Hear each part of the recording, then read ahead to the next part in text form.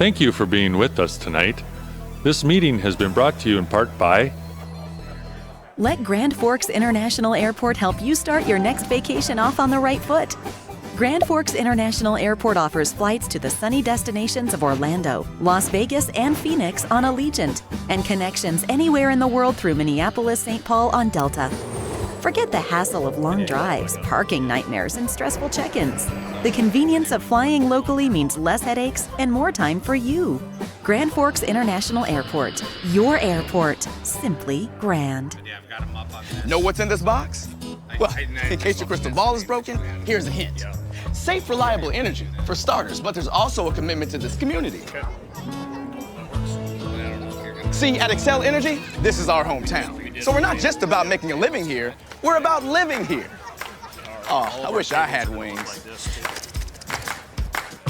In our community, we're always delivering. Xcel Energy, responsible by nature. Brantley Gilbert returns to Grand Forks. Fired Up Tour 2020 with special guests Chase Rice and Brandon Lay. Alara Center, Saturday, May 2nd. Get tickets now at Ticketmaster.com. The brand new album Fire and Brimstone drops everywhere October 4th. Brantley Gilbert, live in concert. Check more at BrantleyGilbert.com. If you want, they know. they'll be part of their packet, but so Just as long as those are there. So I got your. I'll just have that just in case it comes up, but we'll stick on the other stuff. So okay, all right, sounds good. Brooks, if I need help, you'll be nearby, and we get through all this stuff. I'll stay.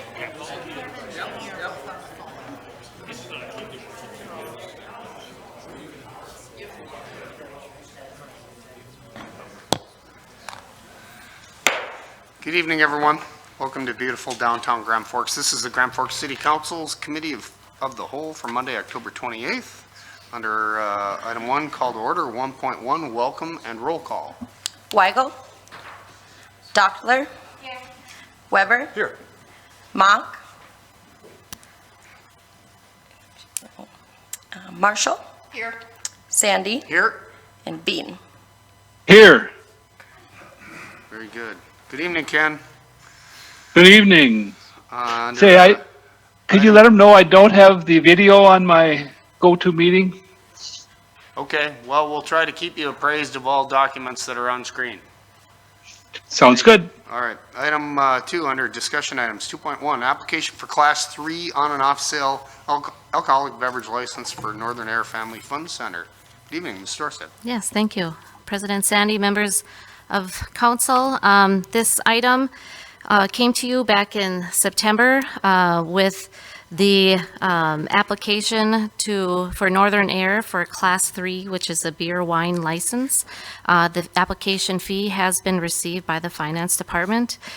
This originally, as I said, came to you in September, and the decision at that time was to table the item. Since that time, more information has been gathered by Mr. Swanson as well as Mr. Brooks, and they've met with the owner, Brian Lee. You have attached to your staff report some clarification as to the area that will be designated for beer and wine if this is approved, and is highlighted in yellow. Also included is a list of the food items that are planned to be served in this area.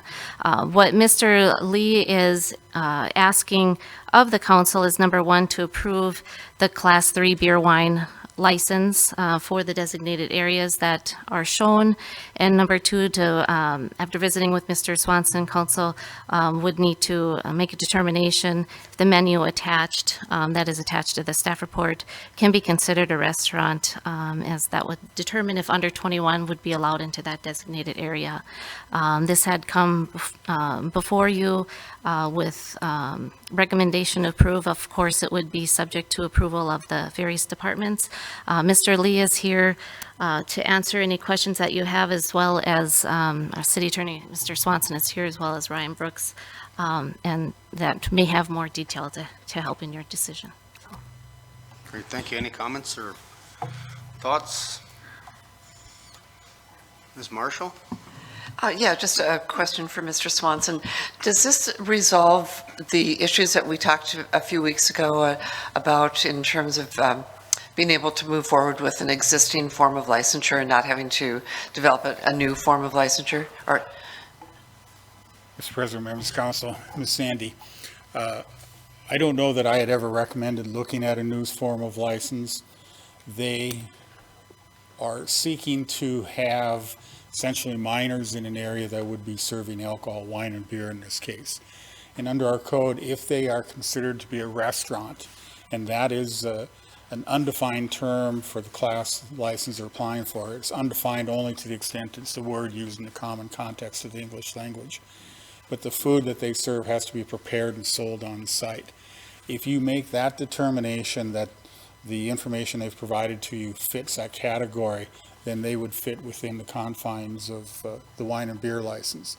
The information that they've provided to you shows a diagram, two different floors of the diagram. The area highlighted in yellow are the areas that they are seeking to be designated as the areas where alcohol, wine and beer can be sold and served. It would not be allowed throughout the premises, and that was primarily the discussion we had last time. So from that perspective, if the council finds that they are preparing and serving food on site as a restaurant would, then I think the application is in order.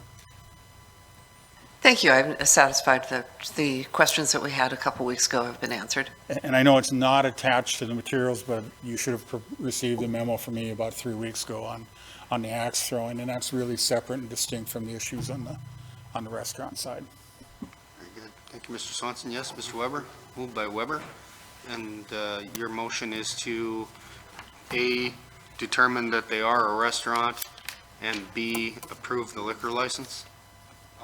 Well, they're preparing food on site and serving on site, so I'm just assuming that according to the definition, that is a restaurant. So I'm moving approval of the staff recommendation. Very good. Great. Is there a second? Second by Marshall. Any other comments? No other comments? Okay. Seeing none. All those in favor signify by saying aye. Aye. Aye. Opposed, same sign. Motion carries unanimously. Thank you. And I, of course, wish them luck. Item 2.2, request from Judy's Tavern LLC, doing business as Judy's Tavern, to amend the designated premises. Ms. Dorset. President Sandy, members of council, if I could actually speak to both items 2.2 and 2.3 as the two items are related. Item 2.2 is if recommendation or approval is given, it would be to amend the current license premise to exclude the area with the dashed lines that is given to you in the depiction that is attached with your staff report. What the request would be is this is for Judy's Tavern, and to amend that current license premise, like I said, to exclude that area that is designated in the dash lines. What that brings us to also is item 2.3 then, where the request is for a brewer taproom class 16 license for Oxford Brewing Company, which will be doing business as Ox Brewing Company at 1215 North 20th. And the recommendation would be for approval based on various departments' review and payment of the appropriate fees. Very good. Any questions about item 2.2 regarding amending the designated premises? Mr. Weber. For clarification, there would be brewing going on. They would be brewing their own beer there on site. Is that correct? Correct. So with the Oxford Brewing, they would actually be brewing the beer for sale on their site. I'll move approval. Moved by Weber. Is there a second? Second by Marshall. Mr. Swanson, something to add? Mr. President, just briefly, under current code, a licensed premise is the entire lot that a facility is located on. You can, as a license holder, request that your areas be designated into two different areas or multiple areas without going through a replat. And that's what item 2.2 is. Currently, the entire lot would be the licensed premise for Judy's. They are asking that the 45 by 35 foot area be segregated off to be the designated areas for the brewery, if that is approved. One more piece of background information for the council is you only have the ability to license the retail sale of, in this case, beer. You do not control the wholesale. So if they are brewing and selling to a distributor or making wholesale, that's regulated by both the federal government and state government, not the local government. You only control the retail sale. And maybe if I could back up a moment and approve 2.2 initially to exclude that area from, as Mr. Swanson stated, that licensed premised area, and then follow up with a separate motion to approve the Class 16 brewer taproom license. Right, so again, we're only dealing with item 2.2. Mr. Weber had made the motion to amend the designated premises, and Ms. Marshall seconded that. Any other comments related to that? Seeing none, all those in favor signify by saying aye. Aye. Aye. Thank you, Ms. Mock. Opposed, same sign. Motion carries unanimously, and therefore, under item 2.3, the application for Class 16 alcoholic beverage license for Oxford Brewing Company for the actual license to brew the beer on premises, moved by Weber, second by Marshall. Any other comments? Hearing none, all those in favor signify by saying aye. Aye. Aye. Thank you, Mr. Veen. Opposed, same sign. Motion carries unanimously. And good luck brewing beer, of course. Item 2.4, tax increment financing pre-application for Edgewood Development Group LLC. Mr. Phelan. Good evening. I'm trying to, Mr. Brooks, could you help me find this? Oh, here we got it. Yeah, here we go. I'm going to introduce a couple slides here, and then I'm joined by CEO of this particular project. Mr. Phil Giese will come up and kind of give you an overview of the project itself, but I wanted to go over just kind of an overview of where we're at with downtown development related to this project. So we've shown this map a few times to you. So this is the project area. Here's the surface parking lot that Mr. Giese is going to talk about, and it also includes his existing building right there as part of a renovation. So this is the area that Mr. Giese is going to be talking about. But it's really important, this is in and around where Pure Development is going in. We spoke of Mr. Gershman buying the location where his father originated at from his liquor store that is looking at redevelopment.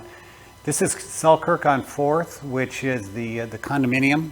And earlier this year, you approved interconnecting Selkirk on 4th to the corporate center. And so later this fall, I anticipate those buildings starting to be interconnected as we move forward.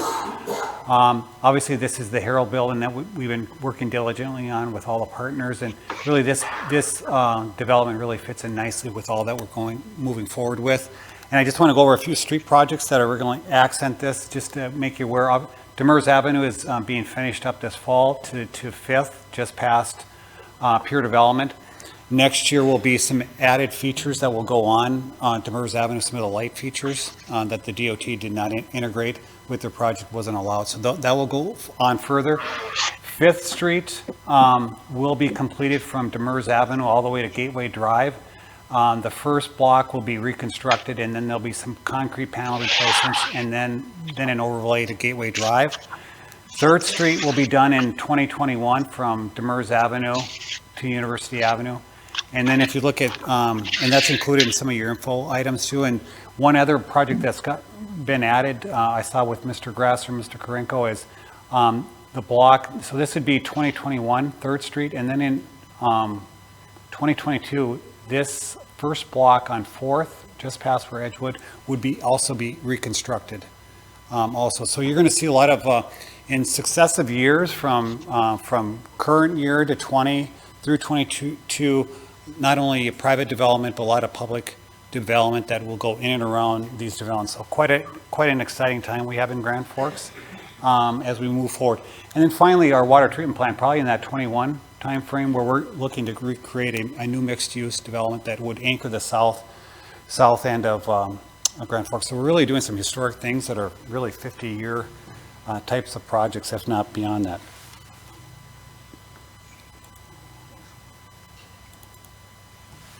I love the way that you said that in your understated North Dakota way that this is a really exciting time in Grand Forks. I was thinking, woo! This is pretty amazing what's happening. Yes. All of that.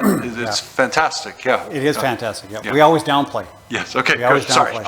I'll go High back to downplaying aspirations, now. low Yes, expectations. it's an exciting time. in It is Grand an Forks. exciting time. This is a map of the opportunity zone. As you recall, probably last year, we were designated 3 opportunity zones. I think about 25 plus or minus across the state of North Dakota. These have been certified by the U.S. Treasury Department, and we've been waiting for an opportunity zone project forward. When Mr. Giese gets up here, he'll speak that will be another layer that he's going to look as part of the incentive moving forward with this project. And as you recall, essentially the north half of downtown and the south half of downtown is an opportunity zone.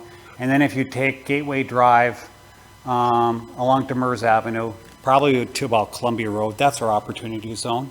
And this project is well within opportunity zone. So I'm not aware, I haven't checked, but I'm not aware of any opportunity zone projects moving forward yet in North Dakota, but this would be our first opportunity zone project moving forward. So that's kind of exciting.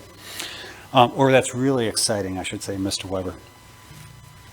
As we move forward, tonight you have in front of you, this is a TIF application, a pre-application. So as you recall, and we try to state in the staff report, that you move forward with a pre-application, City Council approves that. That means we're taking this serious, and we're going to go to the next stage, which is going through the actual application process, which requires a third-party financial review that Baker Tilly performs for us.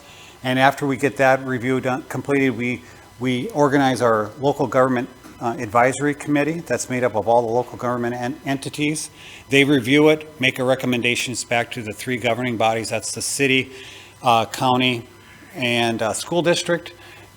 You as the city council kind of determines preliminarily, let's set the public hearing. Here's kind of what we're looking at from a TIF application process. So we're asking to move forward with this process first because it has this extended period of time where we have to do this third-party analysis, get the local government entities together. I anticipate that you will see a Renaissance zone. This project is also in a Renaissance zone, state Renaissance zone, where, as you recall, our current policy is to provide the 5-year property tax incentives, and the state has been providing the state 5-year income tax. So I suspect that will move forward as part of that 5 years, and then we'll look at how that layers into the local TIF process. Okay, and as we've said, you can grant up to a 15-year 100% TIF, but I think when we come down to it, we'll look at what the Renaissance zone provides with what the TIF provides. And as I mentioned earlier, the other really terrific thing is the opportunity zone and how that layers. And really the opportunity zone was meant to redevelop areas in the community, and it was to help incrementally move forward with projects. It wasn't to make projects that couldn't move forward to move forward. It was really meant to kind of partner with state and local incentives to move private investment forward. And I think this is a good case example that we have in front of you. Finally, we've talked a lot about a hotel downtown. This is a boutique hotel. It's an event center. It's commercial space. One thing I didn't mention on that map is you can see how everything would be interconnected with our corporate center 1 and 2, and that's another strategic thing we want to look forward to in 2020, is right now we're proposing to sell that property, both properties, and there's some nuance with both buildings. This building would be tied into Corporate Center 2 and the central parking ramp. So there's lots of synergies, and there's a lot of integration, and there's a lot of work to do between now and 2020 to make sure we really maximize what we're doing in the downtown area. Really, this is the hub. We have a terrific opportunity to reset Grand Forks, as I said, over the next several decades. So it's really an exciting time to try to make sure we integrate all that the very best we can while we're here. The final thing is, this is locally driven, and we spoke a lot about peer development. That project probably would not have moved forward if we didn't have a local Hugo's grocery store, if we didn't have a local Alair Center that was centered here, and local developers, and in that case, community contractors and Dakota Commercial as local developers moving this forward. This is a similar project where we have local developers, local contractors, local vendors that are going to be part of this project, so I think it's exciting. We got to do a lot of due diligence to make sure that we can say we can move forward and how do we move forward. But I think it ticks off a lot of boxes that we've been looking at, and it is really a greater good that we have here. So with that, that's kind of a foundation, and I would ask Mr. Giese to... Say, Todd, would you take questions yourself first? I would. If there are any questions for Mr. Phelan? Okay, very good. Mr. Giese? Mr. Brooks, if we could expand this here, I'm looking for the icon here.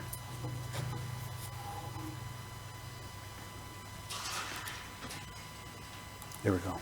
No, that's as big as it gets. Can we go on?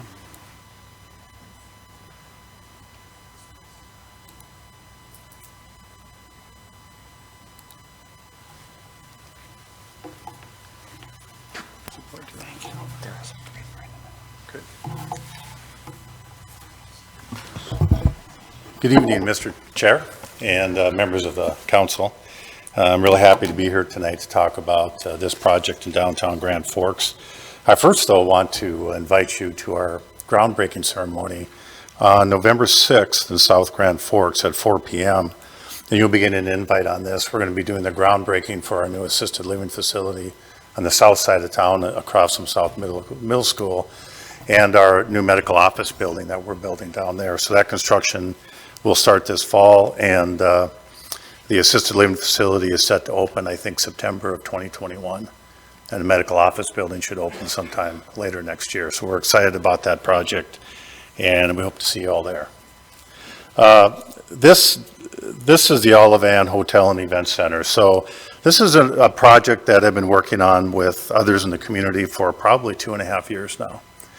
And when we're looking at this, we did a lot of feasibility study work on what was really needed in downtown Grand Forks.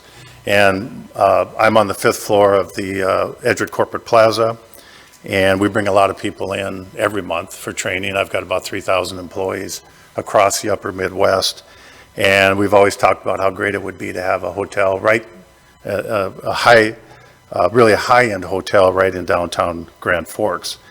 And so that was a big part of what we talked about. But whenever I looked at the feasibility study of it, in and of itself, the hotel is difficult to open in and of itself and operate by itself.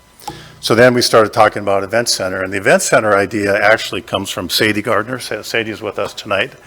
You know her, she works with a lot of weddings in town, a lot of events. And Sadie came to me, gosh, it's been a couple years ago now. And first time I had met her, and she started talking to me about events that actually are happening outside of Grand Forks. So I think the Alara Center does something like almost 500 events a year, different types of events. And weddings in this community, for instance, are scheduled out 2 years in advance. It's tough to get a venue for a wedding in this community. And in our study, we actually interviewed newlyweds. You know, I work with a lot of students at UND, so I've met a lot of them, and a lot of them were getting married outside of the community. And a lot of them travel outside of Grand Forks because it's tough to get a venue. If you're going to get married, you're going to get married next summer, good luck. And we thought we could do something special downtown with an event center. So we definitely think there's a need for that. And we did a lot of research on that and find that if it's done right, if it's a high quality, a unique event and a unique venue, that there's certainly demand for it. Also, I do think there's room for more commercial office space in town. I need more office space. There's others that I've been talking to, and this event center would add about 17,000 square feet of commercial space downtown. And then in this plan are penthouse condominium units on the top of it. In total, the investment in the complex will be about $30 million. And I think the tax rolls right now, our current building, 322 Demers Avenue, is I think 3.65 million is the value of that building. So we're going to add another $30 million of investment here downtown. So on the feasibility study, the other thing that I've noticed traveling, and I've got 60 locations across the upper Midwest, so I travel a lot. I'm never home, right, Dana? And I travel a lot, and I usually stay at boutique hotels. So I've gotten a flavor for what works for a boutique hotel. An example would be the Bell Tower Hotel in downtown Ann Arbor. And they've got a theme that's really centered around the University of Michigan and sports and things like that. There's the Westin Book Cadillac Hotel in downtown Detroit, which is a 1920s theme hotel that really celebrates the history of Detroit and automobiles and things like that. The Grove Hotel is a hotel in downtown Boise that celebrates the Boise community and that. And Springfield, Missouri, there's a hotel down there called the Vandervoort, which celebrates country music and the history of Springfield, Missouri. So as you look at that, creating a really high-end boutique hotel in this community, and then aligning it with a theme that makes sense for this community. So the theme in this hotel will really center around the history of Grand Forks, the history of aviation in Grand Forks, particularly how it relates to UND, the School of Aviation. And we've had a lot of interest, and we've had a lot of discussion about women in aviation. How do we celebrate women in aviation through all of this? And that's where the name Olive Ann comes from. Olive Ann Beach is considered the first lady of aviation. She was actually a co-founder of Beechcraft Aircraft Company. And so the whole idea, and we're in the early stages of this, but we are engaging people at UND, at the UND Foundation, and particularly the Center for Innovation. So I've engaged the Center for Innovation and the student-run venture called Prodigy Marketing. Prodigy Marketing is a student-run venture that Amy started at Center for Innovation, and we're going to hire that student-run organization to help us plan the theme for the hotel and event center, including making sure we get the history right, make sure we talk to the right people at the university, and also help us develop our website and things like that. So I'm trying to bring the University of North Dakota into the program as much as I can. Again, I talked about the event center, how important that is, and the event center in and of itself, I think, can be a good business, but with this kind of expense and this kind of upscale atmosphere, an event center in and of itself may not be feasible, okay? And then, as most of you know, I also own most of Sky's Fine Dining downtown, and my three partners, Pat, Joe, and Rich. If you would ask us about fine dining in Grand Forks, what you would hear is there's really only there's a reason there's only a couple in Grand Forks. Grand Forks fine dining is not real profitable in Grand Forks. In fact, it's not profitable at all. But it's something we really need as a community. So I'm proud to be the leader and part owner in that restaurant, but it doesn't really work that well in and of itself. So what we have here is we've got kind of three legs of the stool that I thought we could bring together. If we could bring back together the boutique hotel in a high-end concept I've talked about, plus the event center, plus Skies, and that business, which can do all the catering for the programming that are happening in events, then it starts looking like a real business that might make sense. So I've done a number of feasibility studies in the past. I hired Brady Martz on this one to help me do the feasibility on this project. And we find that there's three legs to this stool, with the hotel, the event center, and the food service, but it still doesn't stand on its own. And I must tell you that in 30 years of developing properties, this is the first time, the very first time in developing in 40-some communities that I've come and said, we need some help on this one. This one is not feasible unless we can really tackle property tax costs and things like that. And getting investors interested in this type of product, because it is risky.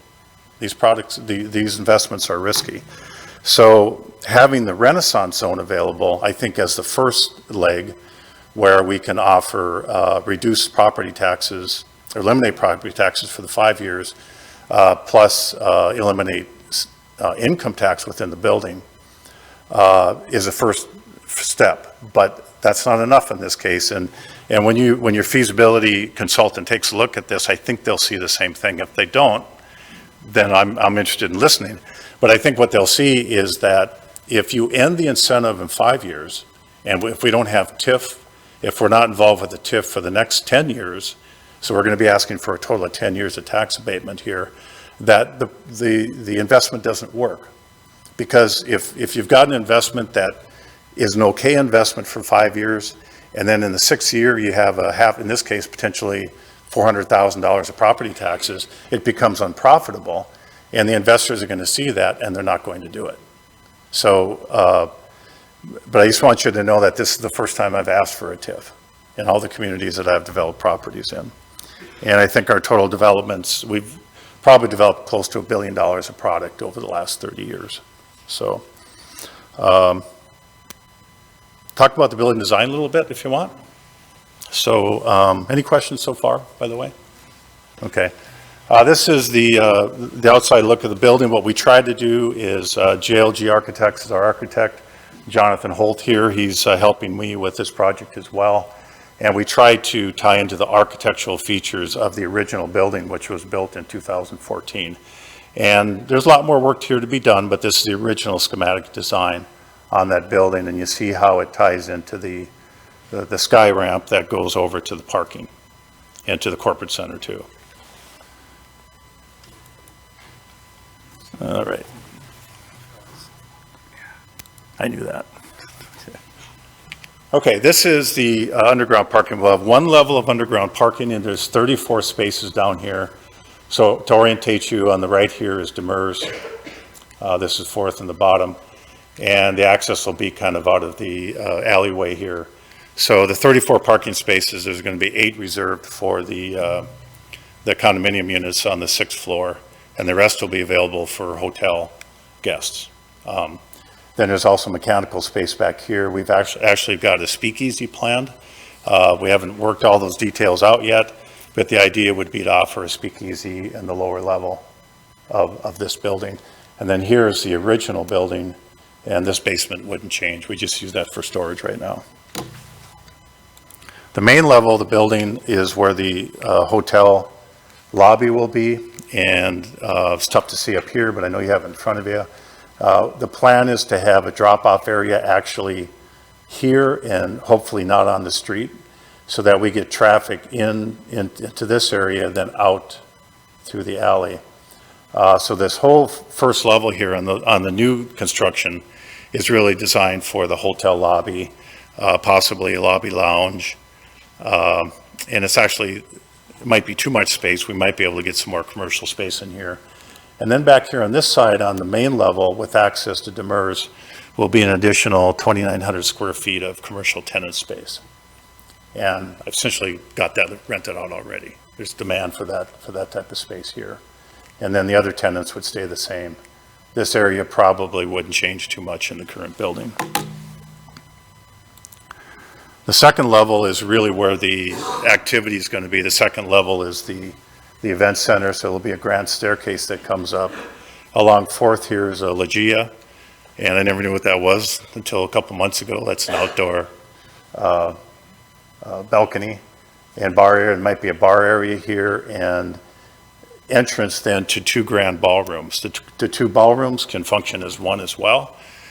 Each one has decent capacity. You can have weddings of 250, 300 people in each one of those. Anything larger than that, you're going to have to combine that space into one large ballroom. And then back over here on the other side of Skies would be another ballroom. I really see that as not only a ballroom, but a community, really a boardroom that the community can use for different events and corporate events and things like that. And then, of course, we're going to need a fairly significant kitchen in this area, which backs right into Sky's current kitchen. So it allows us to create economies of scale and combine the current kitchen that we have for the restaurant and expand it into the rest of the building. And by the way, these spaces, are still preliminary. They'll be changing a little bit.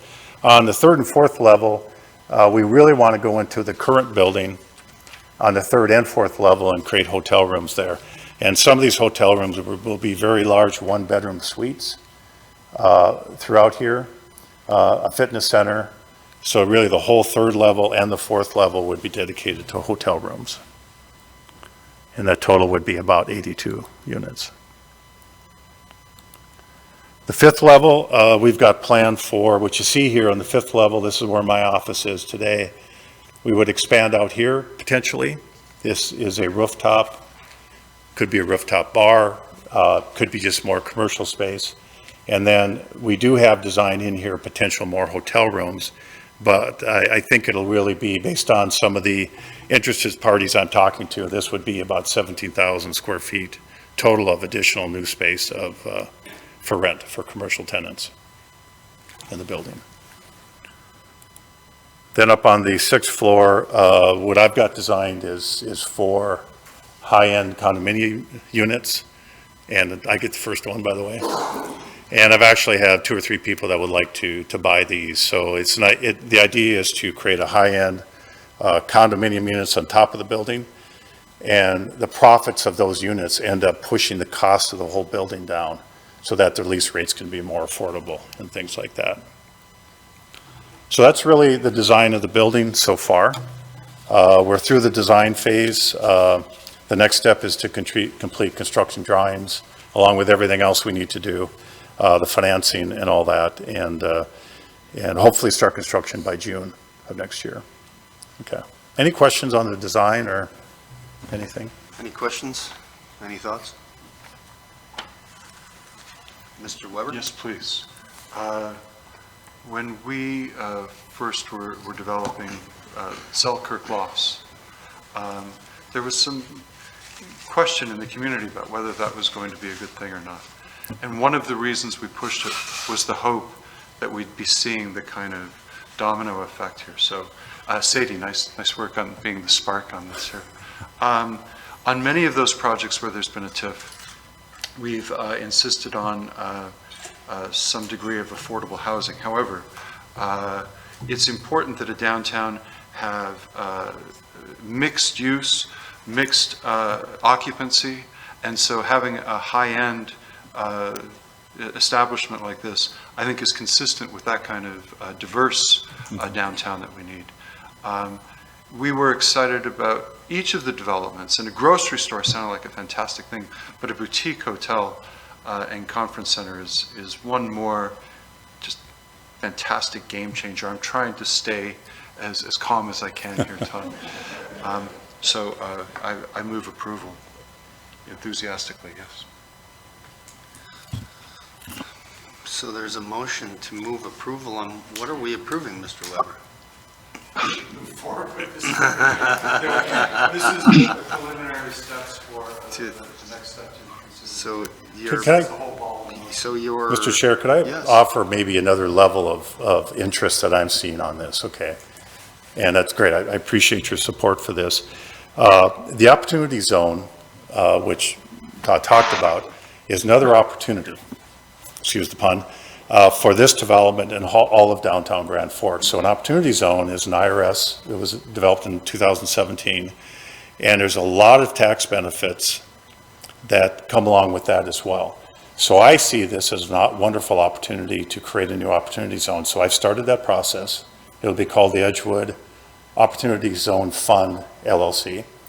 And that fund will be designed, will be the major investor in this whole project.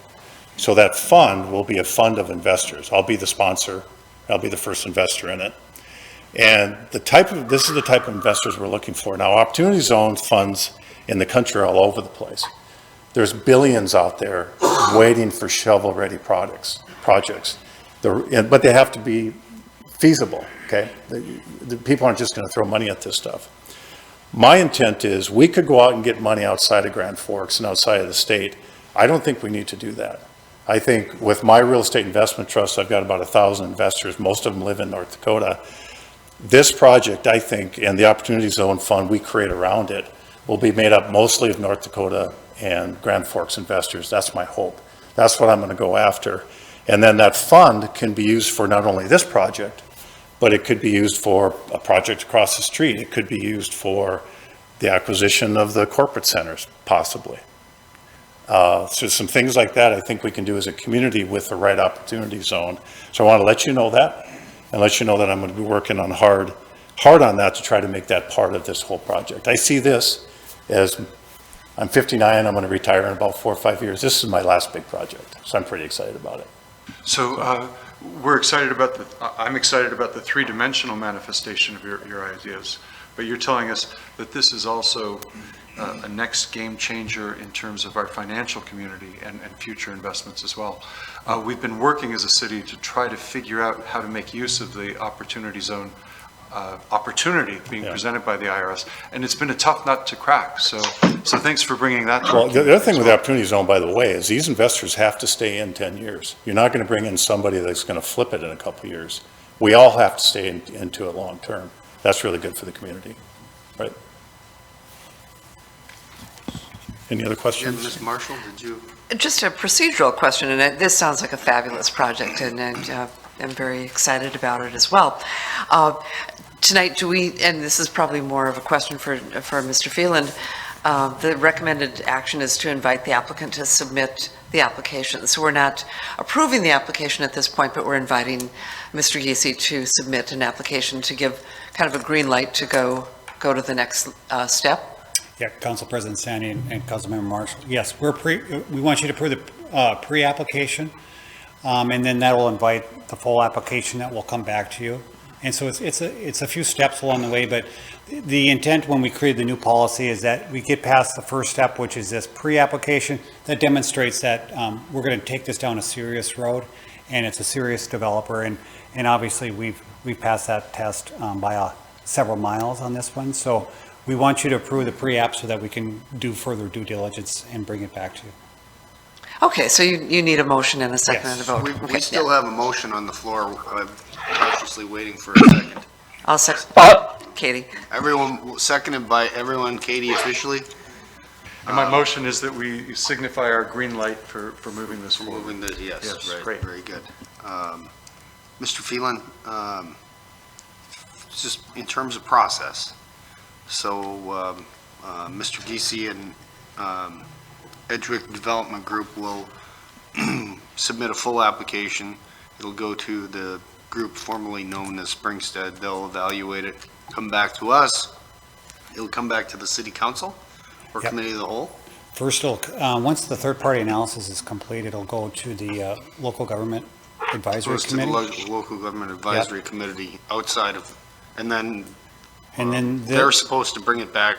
For example, Mr. Veen would sponsor it here at the City Council. Similarly, it would go to school district and county.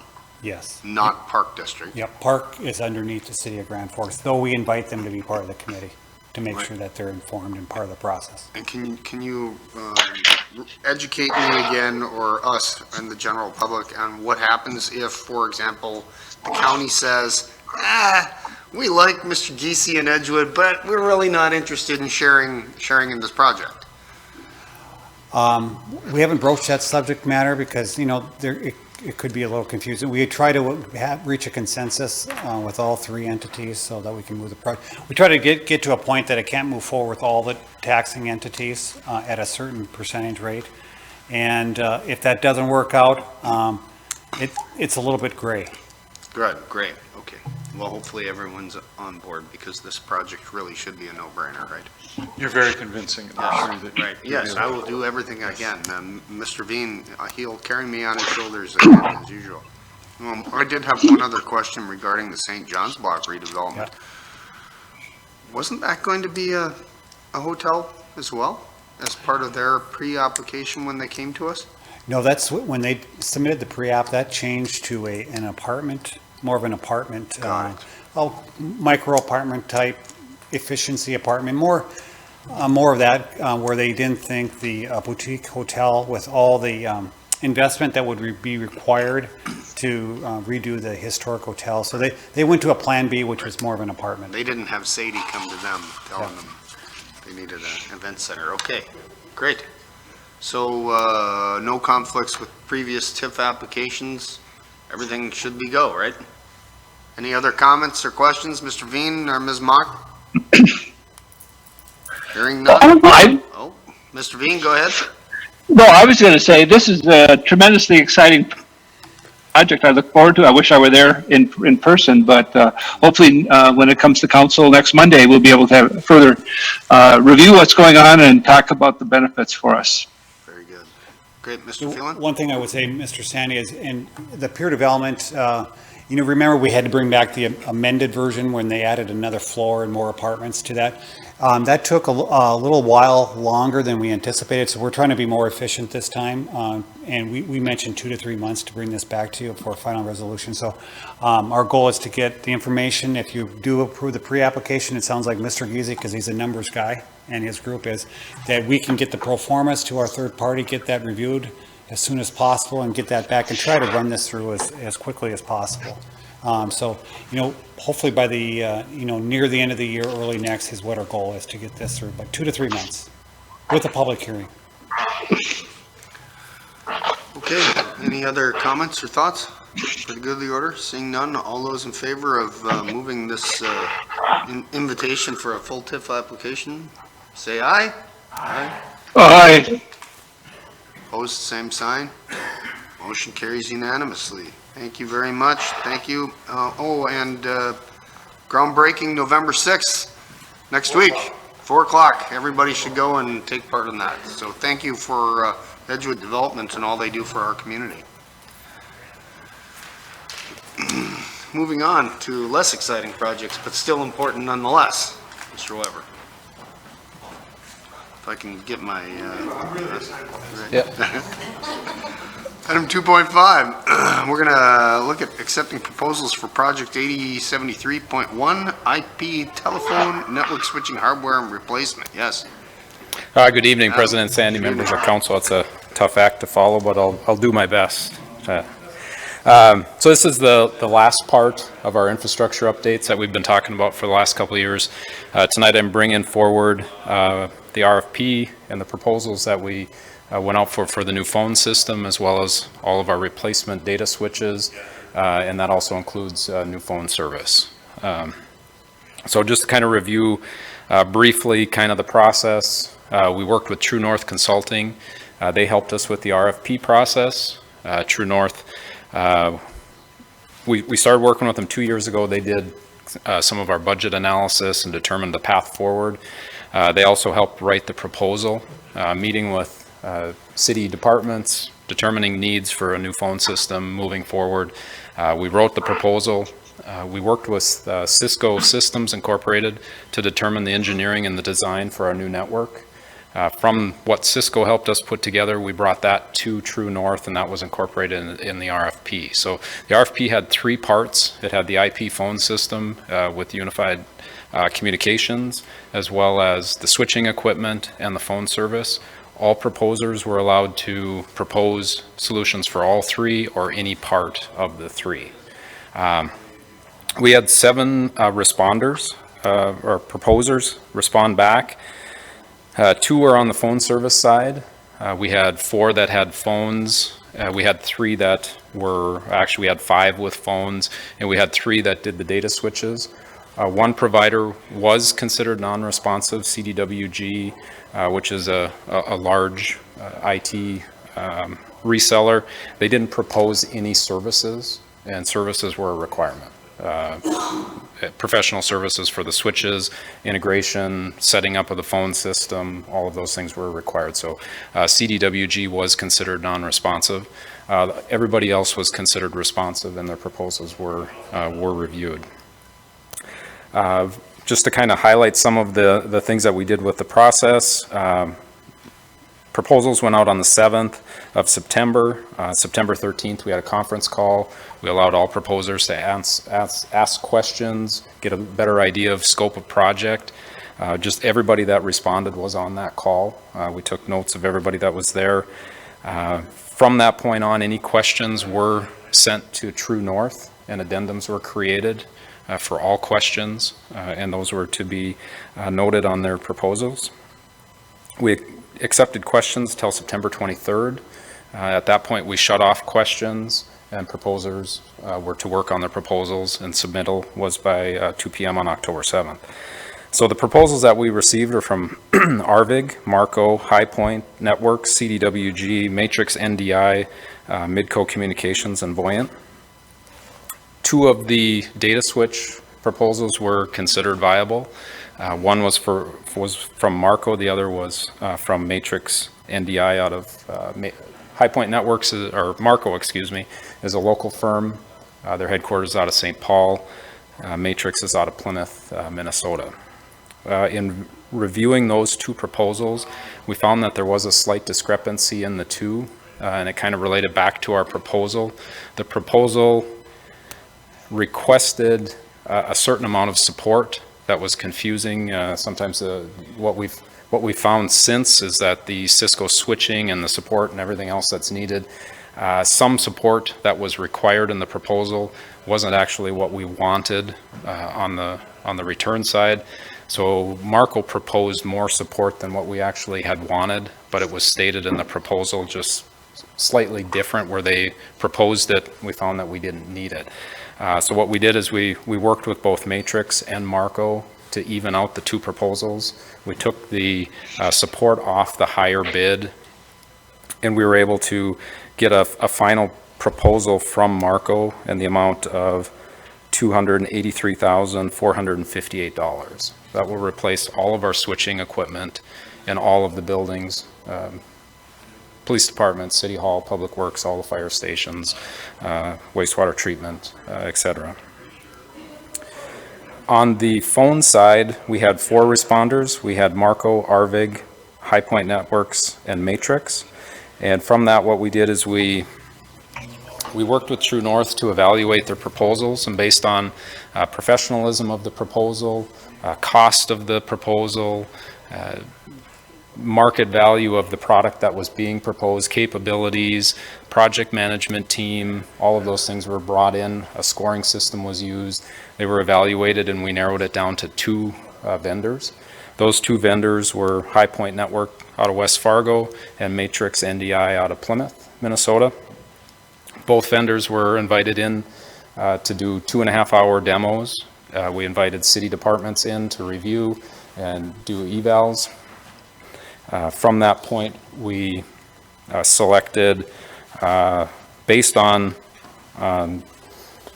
product, enterprise use in the area, local support, ease of ownership, product focus, and user buy-in, we unanimously selected the High Point solution. The High Point solution is a Mitel solution. It is slightly higher price than the NEC solution that Matrix was proposing, but we feel that it's a better value for the city moving forward. There's a better product focus with the Mitel solution, and when we average the cost of the product, the capital investment, and the maintenance moving forward, it comes out to roughly $10,000 a year over 5 years difference in cost. So that's what we're requesting tonight, is to move forward with contracts. It's a long description, but accept and approve moving forward with following contracts: High Point Networks in the amount of $228,004.80 for IP phone system, Marco in the amount of $283,458.17 for Cisco data equipment, and Midco Communications, excuse me, in the amount of $1,785 per month plus 4 cents per minute long distance for a 60-month contract for the public switching telephone network. And that would all be based on city attorney review and approval, and we'd also ask for approval of any needed budget amendments as reviewed and approved by the finance department. Very good. So where's the money coming from to pay for this again? Right now, the money that we have budgeted for this, so we've worked on a CIP plan with the finance department. We have funds allocated for the project. It's been allocated in 2020. We are anticipating some overage in the fees. Our phone system was under budget based on our budget numbers, but the switching equipment based on the network design and some of the things that have changed in how we're doing it are higher. So we've worked with finance. Some of the overage money that could come up, we can take out of the computer service fund over some carryover, and we'd also look to do any sharing of any other expenses on a 68 to 32% share between general fund and enterprise funds. Very good. Any comments or questions? Any thoughts? Ms. Marshall? Well, just from a non-technical standpoint, it sounds like you've done a great job of analyzing all the relevant issues. In layman's terms, what will this, what kind of improvement will we see in our systems with the city? Sure. On the phone, so in a nutshell, on the data side of it, we're going from 20-year-old equipment that's managing all of our data traffic throughout the entire city. So we're kind of running at like a toothpick speed, and everything that we're putting in is going to be like a garden hose speed. So trying to get that data through faster.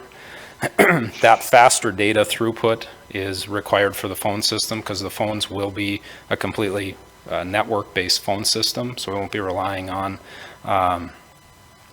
old outdated phone lines and underground copper and those things. Everything will run in a redundant fashion, connected from building to building. So if sites go down or equipment failure happens, we have backup and redundancy in it. On the phone side itself, we'll move into more of a unified communication platform. So users will be able to use mobile devices to answer their phone, instant messaging.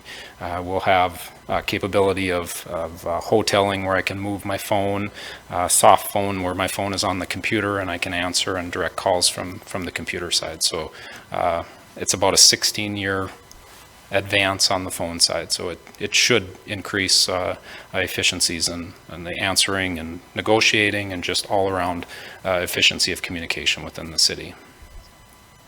Very good. Well, I would move approval. Moved by Marshall, second by Donkler. Is this going to mean that city staff are actually going to answer their phone more often? I can't guarantee that, but the other part of it too is as conference and collaboration is another tool of it that we added. So we will look at integrating that with meetings like this and other types of meetings for video and collaboration and things too. Great. So. Great. Love this point. No, no, no, I didn't say that. I didn't say that. We'll still have caller ID, so. Yeah. That's right. So any other comments or thoughts? Hearing none, all those in favor signify by saying aye. Aye. Aye. Opposed, same sign. Thank you. Motion carries unanimously. Thank you, Mr. Johnson. Very good work, detailed work. Item 2.6, Design Engineering Services Agreement for Project Number 8100, Industrial Park Drainage Study and Stormwater Master Plan. Good evening. Good evening, President Sandy and members of the council. City Project 8100 consists of a drainage study and a stormwater master plan to serve the existing Demers Avenue Industrial Park. The study encompasses about 420 acres, bound by Demers Avenue to the north, 17th Avenue to the south, the interstate highway, and railroad tracks. This project is an initial step that must be taken before additional infrastructure improvements can happen in this area, specifically some roadway reconstruction and improvements currently shown in our 6-year CIP for fiscal years 2022 through 2025. The existing stormwater system in this area consists of ditches, ponds, and pipes, many of which are currently undersized and unable to provide adequate service. Stormwater regulations have also changed since that system was originally implemented, which has introduced the need to address stormwater quality and quantity concerns throughout the system. The goal of this study is to assess the existing infrastructure, identify the future needs, and to provide the preliminary design and master planning of the most effective drainage solution.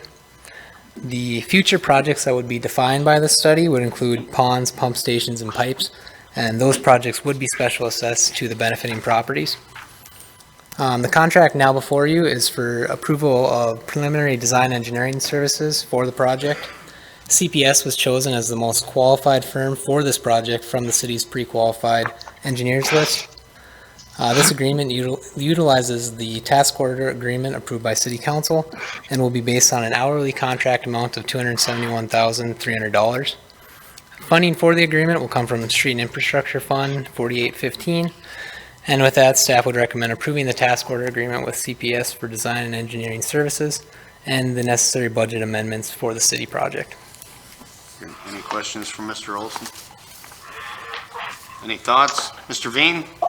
I move approval. Moved by Veen, second by Weber. Any other comments? Seeing none, all those in favor signify by saying aye. Aye. Aye. Opposed, same sign. Motion carries unanimously. Thank you. Item 2.7, bids for City Project 7540, District 567, Oscarville, my favorite place, Oscarville Storm Sewer, Storm Pond Pump Station, and Discharge Ditch. Mr. Olson. Good evening.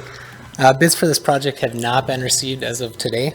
Bids are scheduled to be open on October 31st, and we will update the staff report and distribute it prior to the November 4th council meeting. Just a refresher, this project consists of installing storm sewer, pond, pump station, and a ditch to serve the properties in the Oscarville, Sensky, Lems Acre subdivisions. There's been a lot of historical localized flooding in this area, as well as a need to improve and pave the existing roadways. This project is an initial step towards that goal. Council approved increasing the city share for this project from 15% to 50% of the regional pond construction. And with the exception of that city share, all costs for the project would be assessed to the benefiting properties. Currently, the engineer's estimate is at $2,382,450 for construction. The total assessed cost would be closer to $2,888,000. And at this time, staff would recommend awarding the contract to the low bidder, to be determined after the October 31st bid opening. Thank you, Mr. Olson. Any comments or questions? Mr. Weber? General question, we've got, where's the numbers here? Close to, well, over $400,000 from Economic Development Fund 2163. Can you just speak for a moment about how this is economic development? I know that we've been using economic development funds for strategic infrastructure in the past. How does this project fit with that goal? Great. Council President Sandy and Councilmember Weber, this fits within our strategic infrastructure growth area. This is one of the growth areas that we did identify, and the positive part of this is that when you looked at north of Simplot, we'll say where Red River Biorefinery is, we put infrastructure on that side of 42nd. We'll say on the east side of 42nd, then on the west side of 42nd was more of an infill development, which was Oscarville, otherwise known as Oscarville. So previous to this project, we put in some wastewater infrastructure. This is a continuation of opening up primary sector areas for industrial development. And when we did the SIG areas, the reasons why we used in economic development monies, it was for primary sector activities, of which both the area north of Simplot and this area are primary sector areas. So I think this is probably one of the, and this has been a long slog, obviously, and this this city council has really taken on this area to try to get it up to a certain level, and I would say in the future, let's never have to do this again. Because it's taken a lot of investment on both those that are out there and those for the city of Grand Forks, because even though it was a low-cost area to develop as an industrial area, it sure has gotten expensive now, and we've really tried to facilitate that moving forward. So I think we're nearing the end on this project. I think the street is going to come next. So storm comes, and then right after the storm, the street's going to come, and then hopefully we can look forward to the next 50 years and not have to dwell so much on something called Oscarville. As a SIG area, strategic infrastructure growth area, this feels different than what we were doing, but thanks for that explanation. Yeah. I'll move approval. Moved by Weber. There's a second. Second. Second by Veen. Mr. Phelan, for the road, are we going to be asked to share more of the higher percentage of the cost of the road? We've been asked to share a higher percentage of the holding pond, or are we going to be moving along as usual? I'll have we haven't made any final determinations, but I'll have Mr. Grasser weigh in on kind of where we have. Do we know? Is it a general? We think we might need to cover some more of that, or we're going to follow standard procedure, or any ideas, Mr. Grasser? I think what we're going to attempt to do is follow more of the standard procedure going forward. There are some of the roads in here that we're going to suggest are going to be classified, we're going to treat like classified roads, 27th Avenue North, 24th Avenue, some of those. And those typically would have an 80-20 city component. It's the general plan moving forward, though, is we would special assess everything else per just normal development procedures as new subdivision roads. Yep, very good. That's what I would expect as well. Just wanted to make sure we're not. That's the thought. Yeah, things change. I understand that, but as of today, that's our plan. Okay, great. There's a motion and a second on the floor. Any other comments? Hearing none, all those in favor signify by saying aye. Aye. Aye. Aye. Opposed, same sign. Motion carries unanimously. Thank you, Mr. Olson. Moving right along, item 2.8, engineering amendment for City Project 7950, shared use path on 17th Avenue South from South 20th Street to South 25th Street. Mr. Kranko, good evening. Good evening, President Sandy and members of the council. I'm sure you guys are remembering this from last council meeting.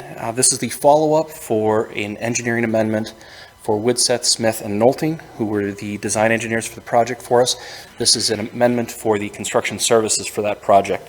Overall, DOT projects tend to be very, very intensive when it comes to inspection, which is why that's something that's typically something we would like to sub out to a consultant. Overall, the amount for the services is $75,000, and staff is recommending approval. Thank you, Mr. Kranko. Any questions? Thoughts? Move approval. Moved by Veen, second by Mock. Sure. Great. Any other comments? Seeing none, all those in favor signify by saying aye. Aye. Aye. Opposed, same sign. Motion carries. Always important to get your name in the minutes. Thank you, Mr. Krinko. Moving right along, we've got 2.9, 2.10, 2.11, 2.12, and 2.13. These are all information items only. Mr. Krinko, are you presenting on all 5 of these issues? That is correct. Very good. Do you want me to read them in all at one time, or should we?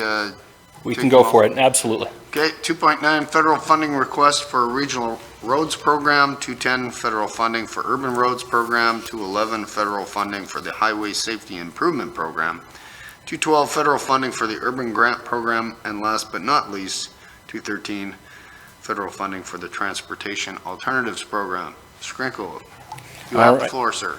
All right, I'll try to keep this as brief as possible. Currently, out of these 5 programs, we've only received solicitation for 2 of them, and that would be the Highway Safety Improvement Program as well as the Transportation Alternatives Program. The other 3, those are other programs that we haven't received the solicitation yet. We are anticipating getting them soon, so we figure get everything together and keep you informed of all the projects and how they might be in line. The Regional Roads Program itself, that handles a lot of these state highways.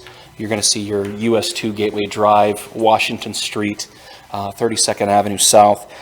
This is requests that would take place between 2020 and 2025, mainly because they like to get an extra year in there. Our Regional Roads Program is going to go 2020 to 2024, and then that's kind of similar for our Highway Safety Improvement Program, 2020 to 2024. The Urban Grant Program, it's likely only going to be for 2022.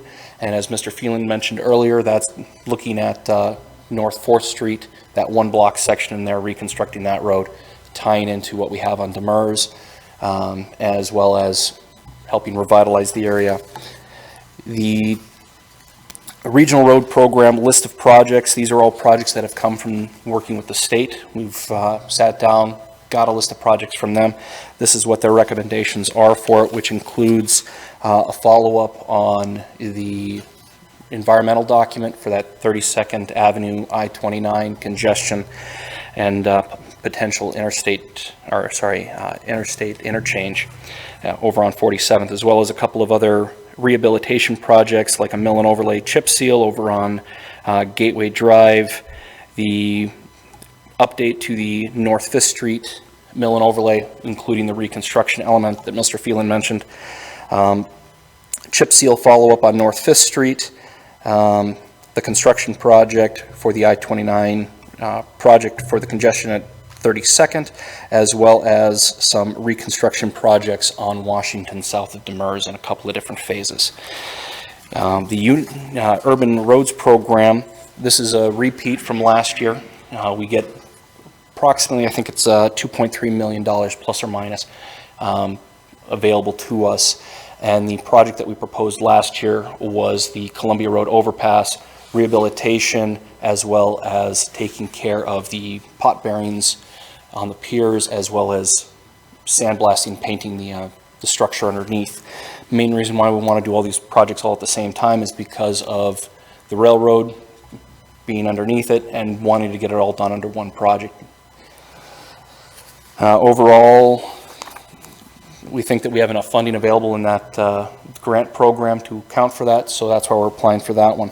The Highway Safety Improvement Program, this is an area where we've seen a very large project come on recently, which is currently in the design phase for realigning the left turn lanes on 32nd. The other intersections that are listed in the high crash intersection report that's sent out annually by the state, the vast majority of these have either been addressed previously, like Columbia and 17th, where we installed the right turn lanes, or are currently being worked on or designed, such as 32nd Avenue South. Because of that, we're currently looking at a possible project to install the right turn lanes at 32nd and 20th, which is not currently considered as part of that project on 32nd, so this would be an add-on to it. We're currently working on getting together cost estimates and other information regarding that so we can get that paperwork together. Urban Grant Program, that was North 4th Street, keeping that similar to what we did on Demers Avenue.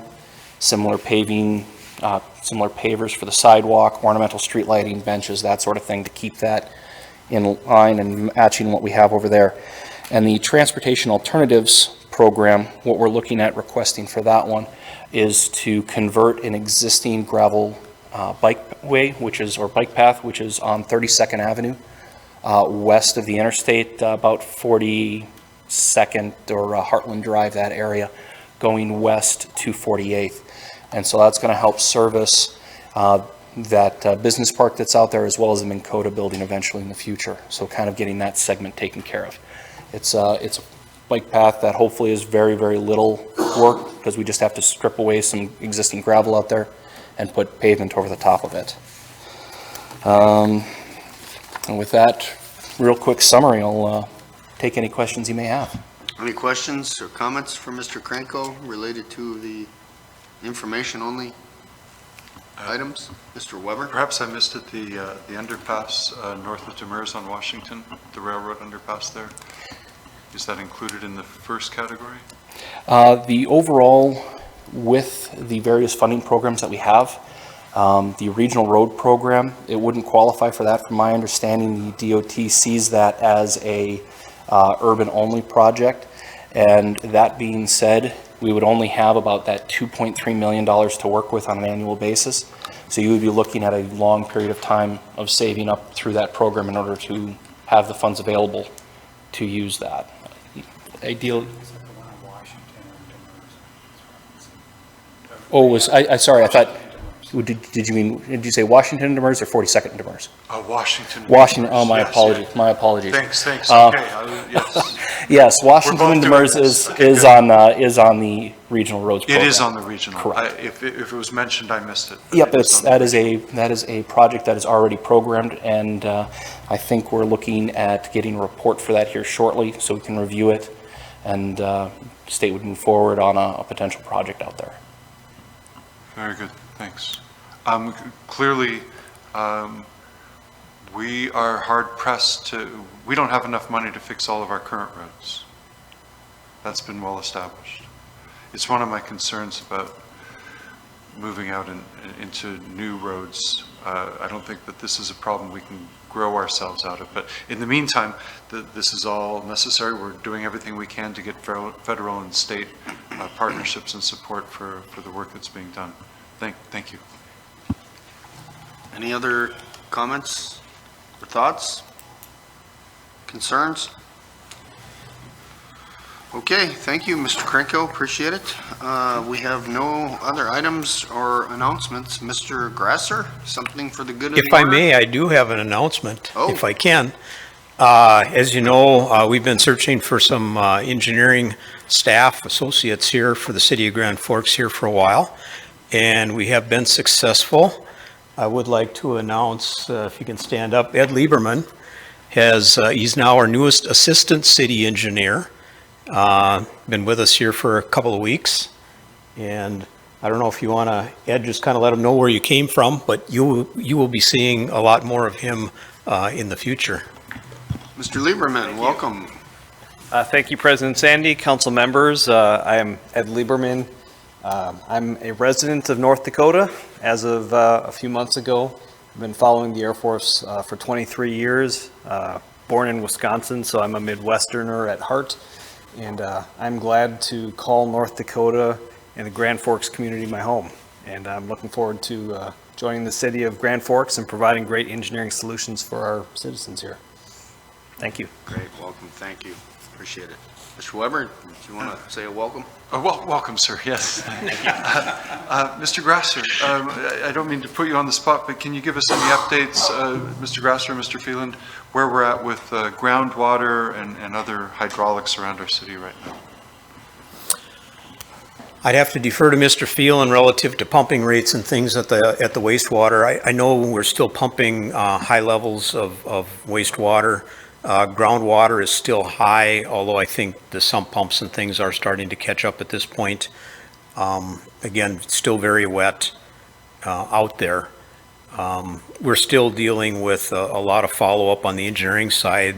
There's a number of, we'll call them backyard drainages and things that cause some problems that we're working on improving that aren't on the city council radar, nor I think should they be at this point, but just be aware in case you get any feedback from, we're putting some pressure on property owners to grade their yards properly.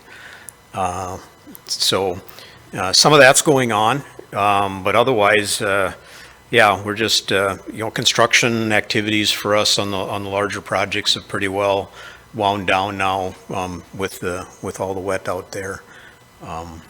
I don't know if I'm missing, I'm maybe not giving you a very good answer, but things are still very wet, but they are improving. I should have called earlier today. I didn't mean to put anyone on the spot. In fact, city staff across the board are always very busy, but when I think about the Herculean efforts of public works and engineering in response to what we've been dealing with as a community these last several weeks, I just know it's kind of top of mind for me every day. It looks like the river is slowly going back into its banks. My sump pump, which hadn't run for 15 years, continues to still run several times a day, and I just believe it's on people's minds, and I was looking for any kind of updates we could get. No, and if I can, sorry but what's interesting, one of the interesting things on this and unfortunate is the first wave of water, of rain, the very, very large event, it triggered off a number of sumps and things like that, but actually then the follow-on rain and things that came, we kind of missed the snow, but it was rain, and there was actually a lot of reports where people sump pumps, and they had seepage issues after the second event, but they didn't on the first. So again, pretty unique. It indicates to me that I think this the whole groundwater has come up and causing problems unique.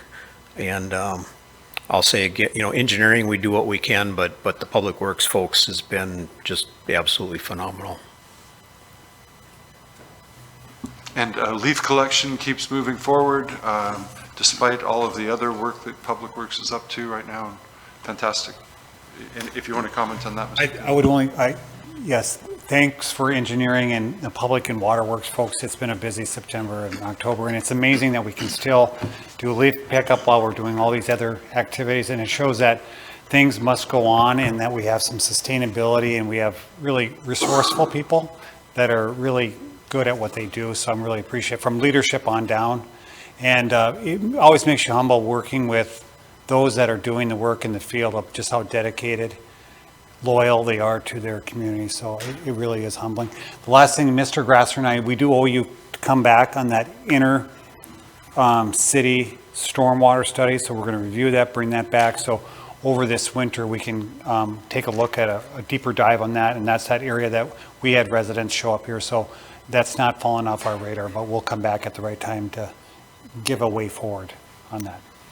Mr. Phelan, are there any specific rules related to leaf pickup? Specifically, I got a phone call today from somebody that wasn't really excited about our program because our team decided to skip his home because his leaves weren't exactly at the edge of the berm. Do they need to be all the way to the berm? Just for people's information, the trick is those trucks, the arm on those trucks for the vacuum is only so long, correct? Yeah. So the recommendation would be get your leaves as close to the street as possible so that you can make it easy for the city to pick them up, because if the arm can't reach them, there's not a whole lot we can do. Absolutely. So Right. get them to the berm, close to the curb as you can, because as you watch them, the arm only goes so far. We don't want to go out into their yard. Right. But if they, again, call 311, and if we miss something, We'll do the best we can. we'll get back there and do the very best we can. And let's have a great end of October, great November, and we'll get a lot of work done here. Right, yeah. Close to the berm, but keep them out of the Keep them out of the streets, right? Yeah. Because the water needs to move. It's a fine line, and we got street sweepers out there trying to collect the ones that blow around. It's just that time of year, so we do the very best we can with what we have. But so let us know if we've missed something. Call 311, and we're very responsive. We get to yes, as our Mayor Brown would tell us to. I think we had this discussion earlier that we're very fortunate. We have so many really hardworking, dedicated people that work for our community, and everyone has the city's best interest in mind. So I really appreciate all of our city staff and everything that they do every day when it's cold outside and I'm inside. If I could do one more shout out, Mr. Sandy, Adam Jonas, our IT director, he did a lot of work on that information item or that action item. So, and that's one of those items that no good deed will go unpunished. And so I really appreciate, because he's doing it on behalf of everybody in the city, and it was a lot of details. And so he really took it to heart. And so we talk about employees that are on the street that want to do a great job. He really wanted to be a great servant to customers inside the city so that they can serve those outside and inside. So I really want to give a shout out to Adam that he really took it to heart and wanted to make it perfect and took it to heart. So thank you, Adam. Awesome. Thank you to the whole team. Any other thoughts for the good of the order? Seeing none, is there a motion to adjourn? By Dockler, second by Weber. All those in favor signify by saying aye. Aye. Aye. Opposed, same sign. Motion carries. Good night, everyone.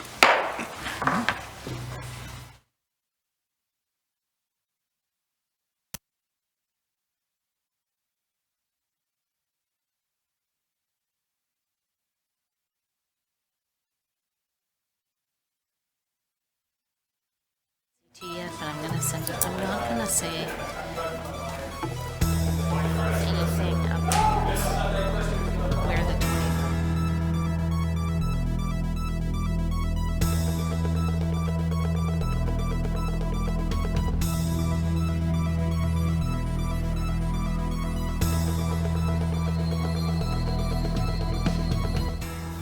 Thank you for being with us tonight. This meeting has been brought to you in part by Let Grand Forks International Airport help you start your next vacation off on the right foot. Grand Forks International Airport offers flights to the sunny destinations of Orlando, Las Vegas, and Phoenix on Allegiant, and connections anywhere in the world through Minneapolis-St. Paul on Delta. Forget the hassle of long drives, parking nightmares, and stressful check-ins. The convenience of flying locally means less headaches and more time for you. Grand Forks International Airport, your airport, simply grand. Know what's in this box? Well, in case your crystal ball is broken, here's a hint. Safe, reliable energy, for starters, but there's also a commitment to this community. See, at Xcel Energy, this is our hometown. So we're not just about making a living here, we're about living here. Oh, I wish I had wings. In our community, we're always delivering. Xcel Energy, responsible by nature. Brantley Gilbert returns to Grand Forks. Fired Up Tour 2020 with special guests Chase Rice and Brandon Lay. Alara Center, Saturday, May 2nd. Get tickets now at Ticketmaster.com. The brand new album Fire and Brimstone drops everywhere October 4th. Brantley Gilbert, live in concert. Check more at BrantleyGilbert.com.